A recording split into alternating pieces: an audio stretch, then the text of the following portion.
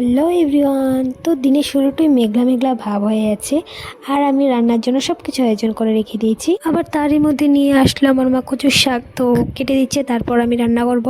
আর তো খেতে খুব ভালো লাগে, তোমাদের কেমন লাগে অবশ্যই জানাবে। আর রয়েছে টমেটো দিয়ে ডাল। আর এখানে আমি দাঁড়িয়ে দাঁড়িয়ে ভাবছি, এদিকে কচুর শাক সিদ্ধ বসিয়ে সময়টা কাটাচ্ছি। বাপরে বাপ, প্রেশার কুকারে না দিয়ে মনে অনেক বড় ভুল করেছি, কারণ এগুলি সিদ্ধ হতে হতে আমি পুরো এলাকায় ঘুরে এসে পড়তাম। তাই তবে ফাইনালি সিদ্ধ হলো, আর আমার এই কটা রান্না করতে করতে আজকে অনেকটা সময় কেটে গেল। তারপর আমি দিয়ে দিচ্ছি ফোড়ন, তারপর দেবো কচুর শাকগুলি নিরামিষভাবে রান্না করব। তার জন্য আমার কাছে নিরামিষ খেতে খুবই ভালো লাগে, তার জন্য সব কিছু রান্না করলে চেষ্টা করি নিরামিষভাবে রান্না করতে। তারপর আমি রান্না সেরে চলে গিয়েছি ঠাকুর করে পুজো দেওয়ার জন্য। স্নান টান করে দেখি আমার ফুলও আনতে হলো না, ফুলগুলো এনে দিয়েছে আমার শাশুড়ি মা, অলরেডি রেডি করে দিয়েছে।